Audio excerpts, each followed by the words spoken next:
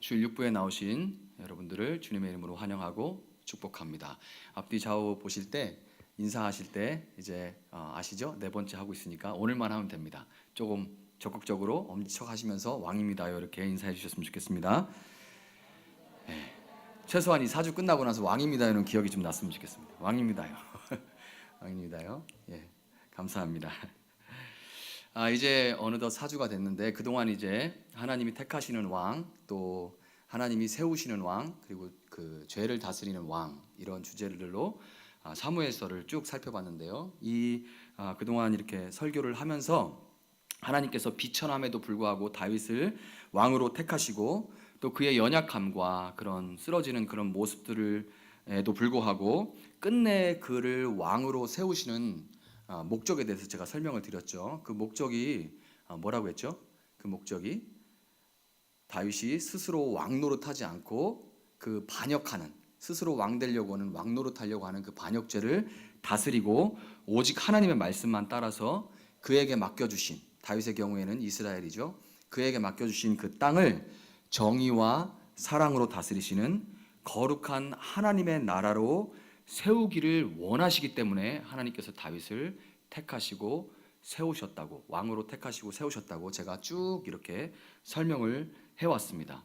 자, 오늘 이제 오늘 우리가 본문을 읽었는데요. 이 본문에 앞서서 사무엘하 1절부터 7절, 23장 1절부터 7절을 보면요, 우리 읽은 부분에 조금만 위로 가면 됩니다. 거기 보면 다윗의 마지막 말이라고 쓰여 있죠. 말 그대로 유언입니다. 유언인데 특별히 3절, 5절을 보면요, 제가 이렇게 그동안 설교했던 것처럼 다윗도 하나님이 자신을 왕으로 세우신 목적에 대해서 분명하게 알고 있었다는 것을 우리가 확인할 수 있습니다. 이제 마지막으로 말을 남기는데 거기에 나의 목적은 이것이었다, 이렇게 다윗도 고백하는 그런 것을 우리가 확인할 수가 있어요. 제가 한번 3절에서 5절을 한번 읽어드리도록 하겠습니다. 이스라엘의 하나님이 말씀하시며 이스라엘의 반석이 내게 이르시기를 사람을 공의로 다스리는 자, 하나님을 경외함으로 다스리는 자여. 다윗이죠. 그는 돋는 해의 아침빛 같고 구름 없는 아침 같고 비 내린 후에 광선으로 땅에서 우미 돋는 새풀 같으니라 하시도다. 내 집이 하나님 앞에 이같지 아니하냐. 하나님이 나와 더불어 영원한 언약을 세우사 만사에 구비하고 견고하게 하셨으니 나의 모든 구원과 나의 모든 소원을 어찌 이루지 아니하시랴. 아멘.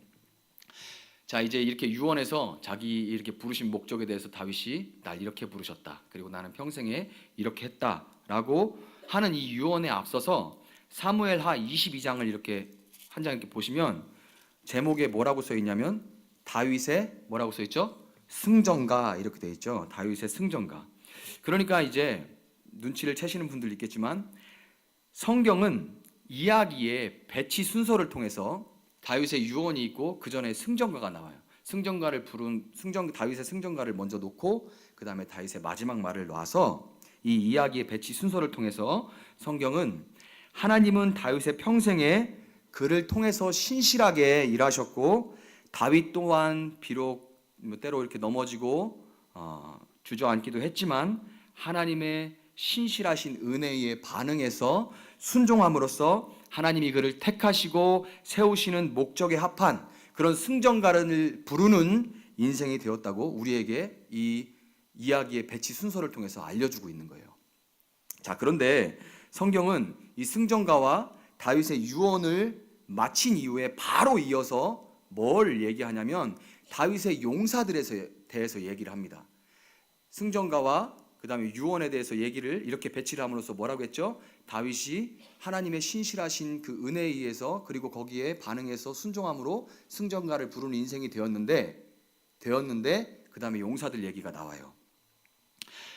역대상 12장 23절은 싸움을 준비한 군대 지휘관들이 헤브론에 이르러 다윗에게로 나와서 여호와의 말씀대로 사울의 나라를 그에게 돌리고자 하였으니 라고 이렇게 기록합니다. 사울의 나라를 다윗에게 돌리고자 하였으니 라고 이렇게 기록하는데, 이것을 볼 때 우리는 다윗이 이미 사울이라는 인간이 다스리는 나라로 그렇게 변해버린 이스라엘을 되찾아서 다윗의 왕국, 그러니까 다윗을 통해서 하나님이 다스리시는 하나님의 나라로 수복하는 그런 승전가를 부르는 인생이 되도록 하는 데에는, 하나님의 나라로 수복하는 그런 승전가를 부르는 인생이 되도록 하는 데에는 다윗의 37명의 용사의 그 헌신과 그리고 그 충성이 중요한 역할을 했다는 것을 우리가 이 성경을 통해서 알 수가 있는 겁니다. 이해 가시죠? 이런 배치를 통해서 우리에게 그것을 알려주는 거예요. 승전가를 부르는 인생이 되는데 다윗의 용사들 37명의 이름이 다 나옵니다. 이 37명의 그 용사들의 헌신과 충성이 중요한 역할을 했다는 거예요. 특별히 오늘 우리가 읽은 본문에 보면은 세 용사의 이름이 나오는데요. 쭉 37명의 용사들에 대해서 나오는데 그 중에서 이 세 용사를 맨 처음에 언급함으로써 사실상 성경은 그들이 이스라엘 건국에 있어서 가장 명예로운 자임을 선포하는 거죠. 맨 처음에 나오니까요. 가장 이스라엘 건국에 있어서 다윗 왕국을 건국하는 데 있어서 가장 명예로운 자들이다. 그리고 19절과 23절, 아까 19절 읽었고 그 밑에 23절도 있는데요. 거기 두 군데에서 다 우리가 볼 수 있는 게 뭐냐면 다른 용사들도 이름을 얻었고 존귀하지만 새 용사에게는 미치지 못하였다. 이렇게 기록되어 있죠. 이렇게 기록함으로써 그 새 용사가 다른 용사들과 달랐던 점, 다른 34명의 용사들과는 달랐던 점이 바로 다윗의 왕국, 하나님 나라를 세우는데 가장 귀하다는 것을 우리에게 알려주고 있는 거예요. 자, 그러면 그 새 용사가 다른 용사들과 달랐던 점은 뭘까요? 한번 이렇게 쭉 훑어보세요. 재빨리 한번 훑어보시면 이렇게 빨리 잡아낼 수 있는 분들은 찾을 수 있을 겁니다. 자, 힌트를 보면 17절에 있어요. 17절을 보면 새 용사가 다른 용사들과 다른 것이 뭐라고 나오죠? 목숨을 걸었다는 겁니다. 목숨을 걸었다. 그들은 목숨을 걸었다 그래요. 그런데 멋있다라고 생각할 수 있지만 조금 의아한 게 뭐냐면 그 뒤에 쭉 다른 용사들에 대한 설명도 나오는데 그 용사들의 무용담도 절대로 목숨을 걸지 않고는 그렇게 할 수가 없어요. 굴에 뛰어들어가서 사자를 잡았다는 둥 뭐 이런 얘기들이 목숨 안 걸고서는, 목숨 내놓지 않고서는 할 수 없는 일이거든요. 그런데 왜 성경은 굳이 이 세 사람만 목숨을 걸었다고 하느냐? 거기에는 이유가 있기 때문이죠. 목숨을 걸었다고, 거기에만 목숨을 걸었다고 한 것은 이유가 있기 때문입니다. 자, 이 23장 8절에서 12절, 오늘 본문 조금 앞에 보면 다윗의 용사들이라는 그 소제목 바로 밑에 8절부터 12절을 보면 세 용사의 이름은 요셉 바세벳, 그리고 엘르아살, 그리고 삼마입니다. 그런데 이 똑같은 내용이 역대상 11장에도 나와요. 그 11장에 나오는 내용과 이렇게 두 개를 오늘 본문하고 역대상 11장 두 개를 놓고 비교해 보면 요셉 바세벳의 원래 이름은 야소부암인데요. 야소부암. 이 야소부암이 그 사람의 야소부암이라는 사람의 연배와 그 나이와 지위로 인해서 자리에 앉아 있다라는 뜻의 요셉 바세벳이라는 이름을 다른 이름으로 불렸던 것 같습니다. 야소부암인데 지위와 나이 때문에 자리에 앉아 있다라는 뜻인 요셉 바세벳이라고 불렸던 것 같아요. 그리고 또 야소부암은 아디노라는 그런 별명도 가지고 있었는데요. 아디노가 무슨 뜻이냐면 나의 창 이런 뜻입니다. 나의 창. 창문 아니고 창. 나의 창 이런 뜻입니다. 이것들을 이 이름으로 볼 때 이 야소부암이라는 사람은 세 용사 중에 나이가 가장 많은 리더였고 다윗에게 합류하기 전부터 군대의 장교였으며 그리고 창을 기가 막히게 쓰는 창술의 달인이었다는 것을 우리가 생각해 볼 수가 있습니다. 그리고 그 뒤에 두 명, 베냐민 지파인 엘르아살과 그리고 유다 지파인 쌈마는 역대상 11장의 설명을 이렇게 비교해 보면 다윗과 골리앗의 전투가 있었던 에베스 담밈에서부터 다윗과 골리앗 그 전투 알죠? 거기가 그 전투가 일어난 것이 에베스 담밈입니다. 그 에베스 담밈에서부터 다윗과 함께 했다고 기록이 돼 있어요. 그러니까 이 세 용사는 다윗이 하나님을 의지해서 골리앗을 무찌르고 사울의 군대 장관이 되었을 그때부터 하나님께서 다윗을 왕으로 기름 부으셨음을 믿고 사울 왕국에서의 자신들이 가지고 있던 그 지위와 보장된 삶, 안정된 삶을 뒤로 한 채 오늘 본문 13절과 같이 이스라엘이 곡식을 베는 4월 중순에서 5월 말 그 사이에 자기들이 가진 것을 다 뒤로 한 채 사울을 피해서 아들람 굴에 자리를 잡고 숨어있던 다윗에게 찾아와서 그에게 합류했던 것입니다. 새 용사가 다윗에게 합류했을 때 그 곡식 벨 때는 항상 이스라엘의 대적들이 약탈을 하러 이렇게 올라오던 시기였어요. 그때 수수할 때쯤 되면은 오만 적들이 그냥 이스라엘의 그것을 약탈하기 위해서 막 올라옵니다. 블레셋이 이때는 쳐들어왔어요. 블레셋이 쳐들어와서 다윗의 고향인 베들레헴을 아예 점령해 버렸을 때, 그리고 거기다 진을 쳐버립니다. 그럴 때 다윗은 지금 도망자 신세잖아요. 도망자 신세임에도 불구하고 그 동족이 고통당하는 모습이 너무 안타까워가지고 출전합니다. 자기 사람들을 데리고 출전해요. 그리고 적들이 요새를 짓고 있는 그 베들레헴을 보면서 베들레헴 성문 곁 내가 이전에 먹었던, 어렸을 때 자라면서 마셨던 그 우물물을 누가 나에게 마시게 해줄까? 왜 저게 적들의 손에 떨어졌을까? 하고 막 한탄을 합니다.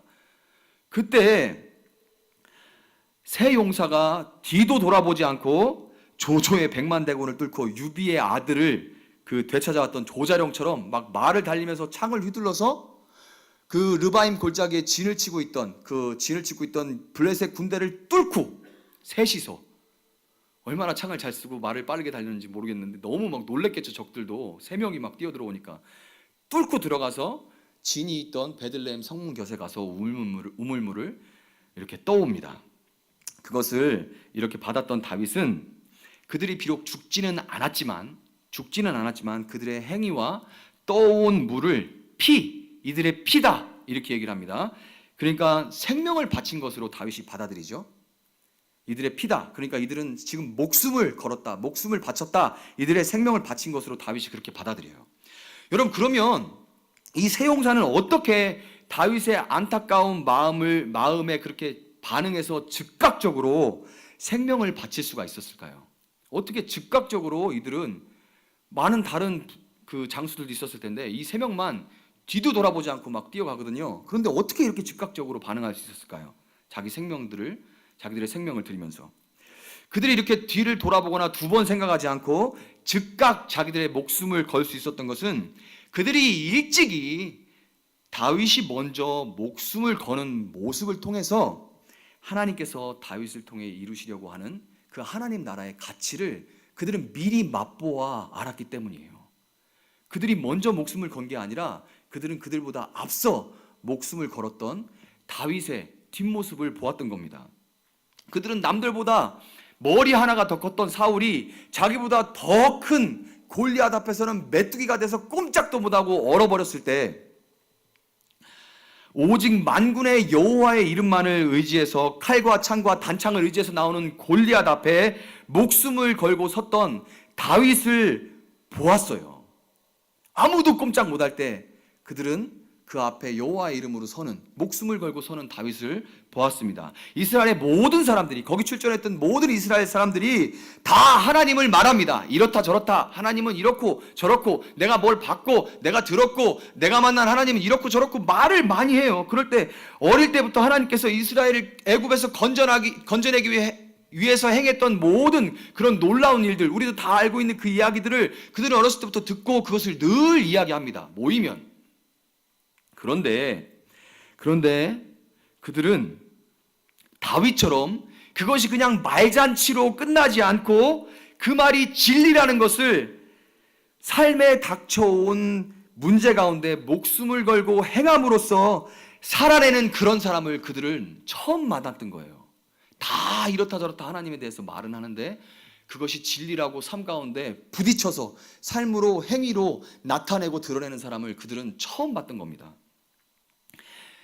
다윗을 따르기로 결정하고 아둘람굴로 내려왔을 때 그들은 다윗이 도망자이면서도 하나님의 백성 이스라엘이 고통당하는 모습에 강력한 대적, 그때 블레셋은 철기를 가지고 있었고 이스라엘은 아직도 철기로 온전히 넘어가기 전이었거든요. 그런데 그 강력한 대적인 블레셋 앞에 목숨을 걸고 나서는 모습을 다시 그들은 봤습니다. 다윗에게 합류하니까 다윗은 또 목숨을 걸고 있어요. 도망자면 자기 안위만 생각하면 되는데 또 거기서 목숨을 걸고 하나님 백성을 위해 나서는 모습을 봅니다. 그들은 이미 다윗이 죽기를 각오하고 골리앗 앞에 섰을 때 하나님께서 그를 살게 하시는 모습을 보았기 때문에 이 블레셋과의 전투에서도 하나님께서 하나님 나라를 위해 목숨을 거는 다윗을 살리실 것을 믿고 다윗과 함께 목숨을 걸 수가 있었던 것입니다. 아멘입니까? 그들은 죽을 때 하나님께서 다시 살리시고 서로 육신의 생명이 끝난다 할지라도 자신들의 이름이 하나님께서 다윗을 통해 완성하실 그 다윗의 왕국에서 영원히 빛날 것을, 그들은 아직 하나님의 나라에 대해서는 잘 모르지만 하나님이 세우신 이 다윗을 통해서 다윗이 늘 정말 생명을 걸어서 만들어가고자 하는 그 하나님 나라, 섬기고자 하고 순종하고자 하는 그 하나님 나라가 이루어질 그 하나님 나라 다윗의 왕국에서 자기들의 이름이 영원히 빛날 것이라는 것을 그들은 믿었기 때문에 자기들의 목숨을 주저함 없이 내걸 수가 있었던 것입니다. 다윗이 하나님 나라를 위해서 죽고 다시 살아남으로 말미암아서 그의 새 용사가 그를 따라 다윗 왕국을 위해서 주저함 없이 목숨을 걸었고, 성경은 그들이 목숨을 건 바로 그것이 다윗의 왕국을 세우는데 가장 중요한 것이라고 우리에게 이 배치를 통해서 우리에게 알려줬는데, 재미난 것은 그렇게 알려주고 난 다음에 한 장 뒤로 넘기면 뭐가 나오냐면, 소제목 한번 보세요. 뭐가 나오죠? 인구조사 이렇게 써있죠. 사무에서는 인구조사로 끝납니다. 나중에 읽어보시면 알겠지만 인구조사는 철저하게 다윗의 실수예요. 그렇게 끝납니다. 이렇게 다윗의 용사까지 설명을 딱 마치고 끝나면 얼마나 멋있어요? 그런데 인구조사로 끝납니다. 이 배치를 통해서 성경은 다윗이 여전히 실수하는 인간에 불과했고 다윗의 왕국은 영원한 하나님 나라를 보여주는 예고편의 역할을 할 뿐이지 영원한 하나님 나라 자체는 아니라는 것을 우리에게 보여주는 거예요. 여러분, 실수가 없으시고 영원한 하나님 나라를 세워가시는 분은 오직 다윗의 자손으로 오셨지만 다윗의 뿌리이신 예수님 한 분뿐이라는 것을 여러분 꼭 믿으시기를 주님의 이름으로 축원드립니다. 이 예수님은 요한복음 12장 24절 25절에서 이렇게 말씀하십니다. 한번 뒤로 넘어가 보셔도 좋아요. 몇 번 이렇게 봐야 되니까. 요한복음 12장 24절에서 24절 25절에서 이렇게 말씀하십니다. 그 유명한 구절이죠. 내가 진실로 진실로 너희에게 이르노니 한 알의 밀이 땅에 떨어져 죽지 아니하면 한 알 그대로 있고 죽으면 많은 열매를 맺느니라. 자기의 생명을 사랑하는 자는 잃어버릴 것이요 이 세상에서 자기의 생명을 미워하는 자는 영생하도록 보전하리라. 아멘. 여러분, 예수님은 다윗처럼 목숨을 걸어서 십자가를 지셨고 무덤에서 장사 지낸 바 되셔서 땅에 떨어져 죽은 한 알의 밀알이 되셨습니다. 우리는 예수님이 목숨을 거심으로 말미암아 예수님이 3년 동안 선포하신 그 목숨만큼 귀한 하나님 나라의 가치를 그 예수님이 목숨을 거시는 모습을 통해서 우리는 미리 맛보았어요. 그리고 예수님이 다시 무덤을 열고 다시 살아나심으로 말미암아서 우리는 예수님을 믿는 자는 죽어도 살겠고 살아서 예수님을 믿는 자는 영원히 망하지 않는 하나님 나라에 동참해서 영원히 죽지 않는다는 것을 우리는 믿게 된 줄로 여러분 꼭 마음에 새기시길 주님의 이름으로 축원드립니다. 여러분, 그 한 알의 밀알이 땅에 떨어지면 죽는 것 같이 보이지만은 그 안에 있는 생명은 고스란히 밀에 전해져서 싹이 나고 마침내 30배, 60배, 100배의 또 다른 밀알들을 맺게 되는 것처럼 우리는 한 알의 밀알이신 예수님이 땅에 떨어져 죽었을 때 그 생명을 받아서 싹이 나고 열매를 맺은 또 다른 밀알들인 것입니다.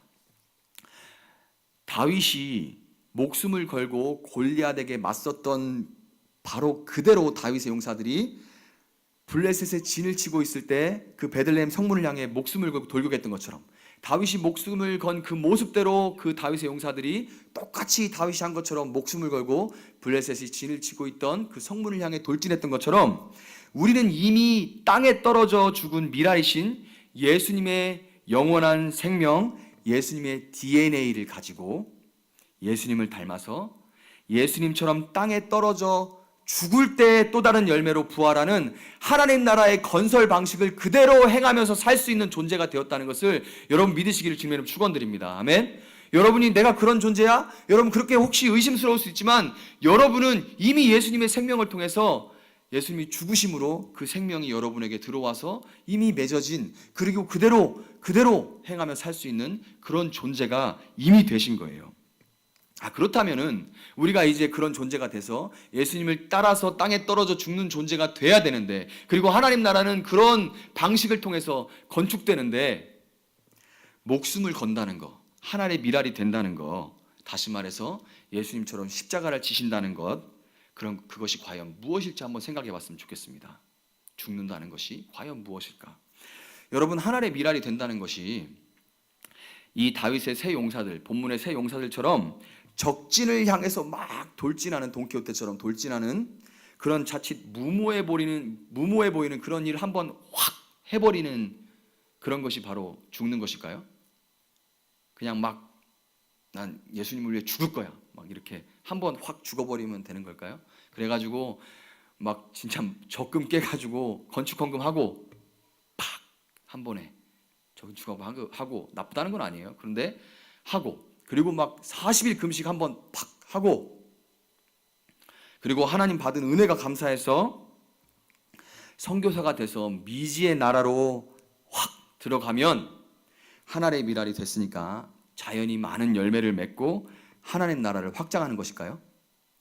그렇게 하면, 한번 확 해버리면, 한번 확 눈 감고 죽어버리면 하나님 나라가 이렇게 확장되는 것일까요? 제가 해봐서 아는데 절대 그것은 아닙니다. 제가 해봐서 아는데 그건 아니에요. 많은 사람들이 선교지에서 하나님의 미랄이 되겠다고 기독교 핍박국가에 들어가가지고 타종교의 사원 주변을 돌면서 땅 밟기를 합니다. 그건 정말 많이 해요. 지금도 하고 있습니다. 그리고 공개적으로 전도 활동을 해요. 중동 국가에 가서도 막 여기서 땅 밟기 하면서 기도하면은 하늘이 막 열리고 악한 영이 다 떠나가고 금방 전도 다 되고, 참 공개적으로 막 전도 활동하고 이런 일들을 합니다. 그런데 그러면 죽을 수도 있어요. 그런데 그런 죽음은 생명을 살리는 것이 아니라 멀쩡하게 생명을 살리고 있는 장기 선교사들의 정체만 노출시키는 죽음이 죽음을 부르는 일일 뿐입니다. 어떤 사람들은 막대한 시간과 돈을 들여서 행사나 건축 같은 프로그램들을 잔뜩 준비하고 단기로 선교지를 이렇게 확 방문해서 자기들이 준비해온 대로 하기만 하면은 금방 선교지가 다 변할 것처럼 열정적으로 행동을 하기도 하거든요. 많이 봤습니다. 그런데 사실 많은 경우에 그런 열정들은 오히려 현지 교회의 자립성만 파괴할 뿐입니다. 여러분, 성경이 세 용사가 베들레헴 성문 곁 그 우물물을 얻기 위해 돌진했던 일만을 기록하기 때문에 자칫 그들의 그런 무모해 보이는 행동이, 그런 무모해 보이는 일회성 이벤트, 죽는다는 것이 일회성 이벤트로 보일 수 있는 그런 우려되는 점이 있지만 그것은 굉장히 오해예요.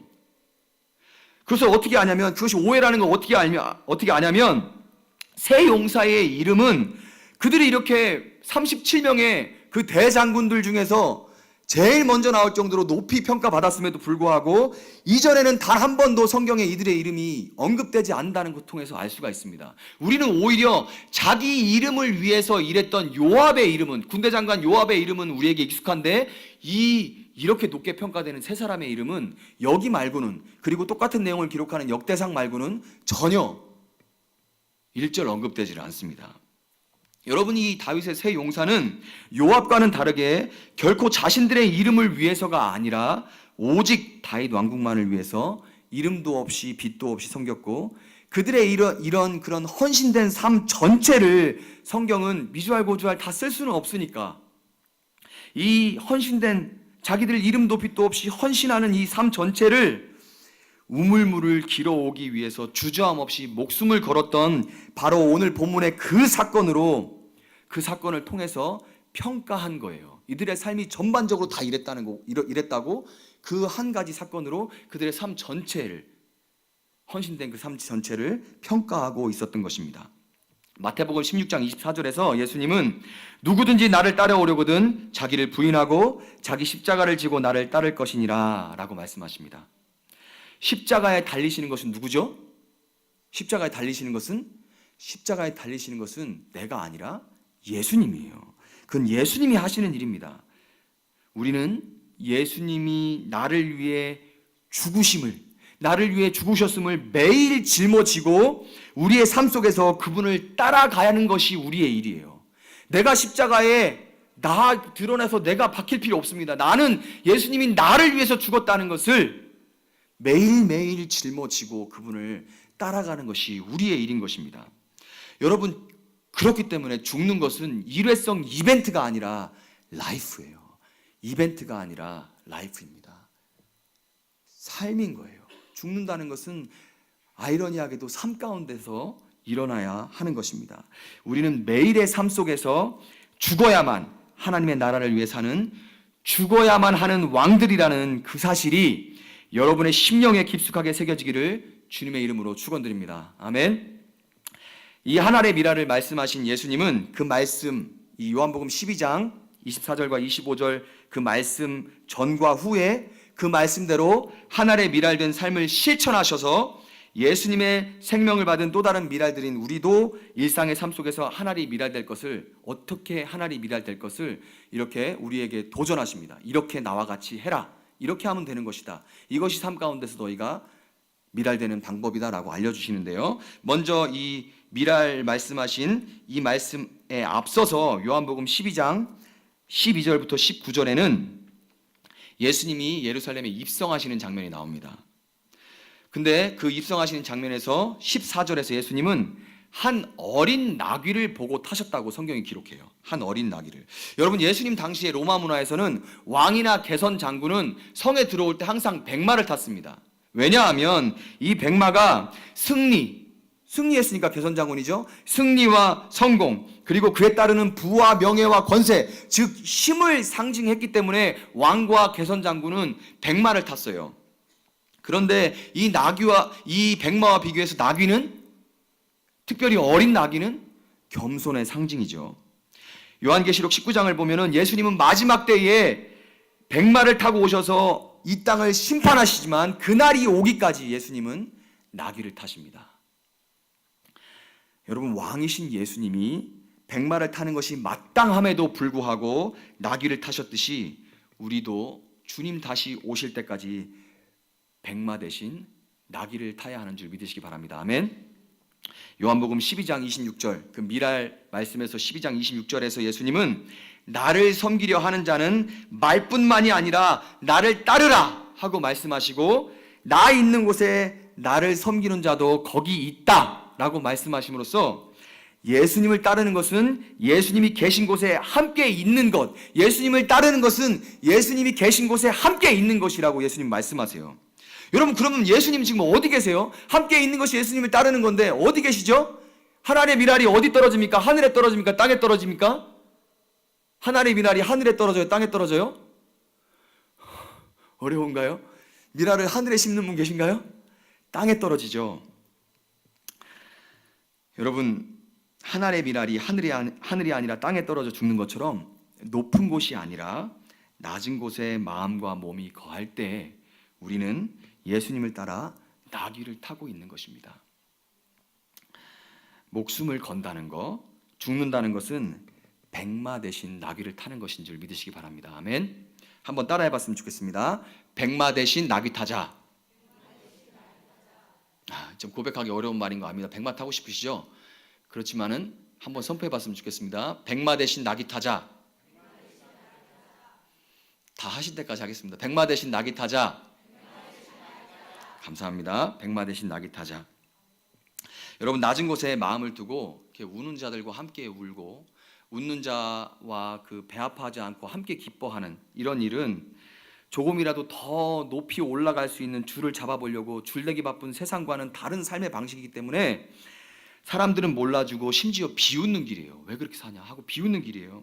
그렇지만 여러분, 다윗의 세용사가 떠온 그 물을, 그들이 바친 생명을 다윗이 마시지 않고 하나님께 부어드리죠. 그랬던 것처럼 비록 여러분의 그런 백마 대신 나귀 타는 그 삶, 미련해 보이는 그 삶을 사람들은 몰라준다고 해도 여러분의 이름도 없이 빛도 없이 드리는 그 헌신은 지금도 쉬지 않고 하나님 우편에서 중보하시는 다윗의 자손 예수님에 의해서 하나님께 드려지고 있다는 것을 믿으시기를 주님의 이름으로 축원드립니다. 아멘. 하늘의 밀이 땅에 떨어져 죽는 것이 얼마나 크고 화려한 그 백마를 타는 것이 아니라, 백마를 타느냐, 얼마나 더 큰 백마를, 얼마나 더 화려하고 자야한 그런 백마를 타느냐는 것이 아니라 나귀를 타는 것, 마음과 몸을 낮은 곳에 두는 것이라는 것은 바로 이 미랄 설교 바로 뒤에 나오는 요한복음 13장에서 제자들의 발을 씻기는 예수님의 모습을 통해서도 우리가 찾을 수가 있어요. 이 성경의 배치는 항상 하나님께서 이 배치를 통해서도 진리를 말씀하십니다. 그러니까 우리가 뭘 할 수 있어요? 목숨을 거는 것, 십자가를 지고 예수님을 따르는 것은 발을 씻기는 것이라는 겁니다. 한 번 더 따라해 볼까요? 발을 씻기자. 발을 씻기자. 백마 대신 나귀 타고 발을 씻기는 것입니다. 예수님이 이것을 일부러 우리에게 보여주신 것이에요. 미랄되는 것이 어떤 것인지. 여러분, 모든 것을 아시는 하나님께서 이 설교를 준비하는 중에 예화 한 가지를 주셨는데요. 저희 지구에 이번 주에 이제 뵌 권사님 한 분이 3대를 이어서 신앙생활을 해오신 분이신데, 권사님 말씀에 따르면 이 어렸을 때 부유한 집에서 자라셔가지고 권사님 콧대가 높으셨대요. 콧대가 높아가지고 독신으로 살려고 이렇게 마음을 먹으셨답니다. 이게 남자 없이 나는 남자가 뭐가 필요해 나는 이러면서 그렇게 사셨답니다. 그런데 부모님께서 이렇게 성화를 하시니까 부모님 소원 들어주자 이런 마음으로 좀 늦게 이렇게 그냥 크게 그냥 만나는 분하고 소개해주는 분하고 그냥 많이 생각 안 하시고 결혼하셨대요. 그런데 그러다 보니까 믿지 않는 분과 결혼을 하게 됐다고 합니다. 너무 완고한, 아주 이 신앙에 대해서 완고한 그런 남편을 같이 살다 보니까 이제 안타까운 마음에 오랫동안 간절하게 그 남편의 신앙을 위해서 기도하던 중에 하루는 환상 가운데 예수님께서 수건을 두르시고 너무나도 겸손한 자세로 제자들의 발을 씻기시는 장면을 권사님 기도하는 중에 봤다고 그래요. 보셨다고. 그 환상을 봤을 때 권사님은 보는데 즉시 그 마음에 내가 잘난 것도 없이 그동안 너무 자존심만 내세웠구나 하는 깨달음을 얻었다고 합니다. 그 후에 1년 동안 그때 콧대 높은 권사님이 1년 동안 퇴근하는 남편의 발을 여름에는 시원한 물로, 겨울에는 따뜻한 물로 정성껏 씻어주었다고 합니다. 그래서 따로 함께 교회 가자, 아니면 뭐 복음을 전하지도 않았는데 그저 발을 씻길 때마다 마음속으로 기도했을 뿐인데 그렇게 하던 어느 날 새벽에 남편이 일어나서 함께 새벽기도 나가자고 그렇게 말하더니 그 뒤로 먼저 남편이 주님 나라 가실 때까지 교회에 충성된 일꾼이 되어서 한 번도 변함없이 헌신하셨다고 합니다. 여러분, 백마 대신 겸손하게 나귀를 타기로 마음을 정한 사람들의 무릎은 항상 하나님이 사랑하시는 사람들 앞에 꿇어지게 되어 있고, 그 손은 항상 발이 피곤해서 주저앉아 있는 자들을 도와 다시 일으킬 준비가 되어 있게 마련입니다. 여러분들이 떨어진 그 땅에서 하늘의 미랄 되시기를 주님의 이름으로 축원드립니다. 교회에서 하는 봉사뿐만이 아니라 가정에서, 직장에서 무릎을 꿇고 지치고 고나여 넘어진 자들의 발을 씻어줌으로써 종으로 오신 예수님을 증거하는 여러분들이 되시기를 주님의 이름으로 축원드립니다. 말씀을 맺도록 하겠습니다. 여러분, 기독교는 다른 모든 종교와는 다르게 죽어야만 하는 역설의 종교예요. 죽어야 사는 역설의 종교입니다. 다른 모든 종교와 다르게 기독교는 죽어야 사는 역설의 종교입니다. 예수님은 마태복음 20장 25절에서 28절에서 이렇게 말씀하시는데요. 예수께서 제자들을 불러다가 이르시되 이방인의 집권자들이 그들을 임의로 주관하고 그 고관들이 그들에게 권세를 부리는 줄을 너희가 알거니와 너희 중에는 그렇지 않아야 하나니 너희 중에 누구든지 크고자 하는 자는 너희를 섬기는 자가 되고 너희 중에 누구든지 으뜸이 되고자 하는 자는 너희의 종이 되어야 하리라. 인자가 온 것은 섬김을 받으려 함이 아니라 도리어 섬기려 하고 자기 목숨을 많은 사람의 대속물로 주려 함이니라. 아멘. 여러분, 자기도 모르는 사이에 예수님을 따라 나귀를 타는 대신에 백마를 타기 위해 예수님을 이용하고 있지는 않은지, 내 발을 씻어주신 예수님을 따라서 누군가의 발을 씻어주는 대신 누군가 내 발을 씻어주기만을 기대하고 있지 않은지 여러분 자신을 돌아보시기 바랍니다. 여러분, 아프리카에 먹을 것이 부족한 그런 지역에서, 우리가 TV로 볼 때 그런 굶주리는 그런 지역에서도 오늘도 아기들은 태어나거든요. 어떻게 그런 일이 가능하냐면 생명을 잉태한 엄마의 몸이 모든 영양분을 먼저 뱃속의 아기에게 보내서 아기가 살고 자라날 수 있게 하기 때문에 그런 환경에서도 아기들이 태어나고 자랄 수 있는 거예요. 여러분, 이와 같이 이빠른 말과 하나님은 이래 하고 하는 그런 이빠른 말과 어설픈 흉내내기로는 결코 생명으로 풍성한 하나님 나라를 전파할 수 없습니다. 하나님이 택하시고 세우시는 왕들이 스스로 왕노릇하려는 죄를 다스리고 하나님의 소리만을 듣고 따른다는 것은 결코 신비적으로 남들보다 뭘 더 받고 보고 하는 것을 의미하는 것이 아니라 삶 속에서 찾아온 이득의 순간에 내 눈에 보기에는 좋아 보여서 그 기회를 지금 당장 잡고 싶을 때, 내 마음대로 빨리 그것을 막 행하고 싶을 때, 그때 그럼에도 불구하고 잠시 멈춰서 하나님의 뜻을 묻자와 할 수 있는 자기 죽음이 바로 여러분 하늘에 미랄되는 삶이라는 것을 여러분 믿으시기를 주님의 이름으로 축원드립니다. 만약 우리가 요압과 같이 자기 이름을 위해서 일하고 이생의 영광만을 바라고 산다면 우리는 절대로 다윗의 세 용사와 같이 죽을 수가 없습니다. 하나님의 뜻에 순종하면 손해볼까 봐, 그 손해 때문에 결국 내가 죽게 될까 봐 두려운 거죠. 그러나 여러분, 지금 우리 안에는 십자가에서 목숨을 걸었지만 부활하신 예수님이 영원한 생명으로 함께 거하고 계십니다. 아멘.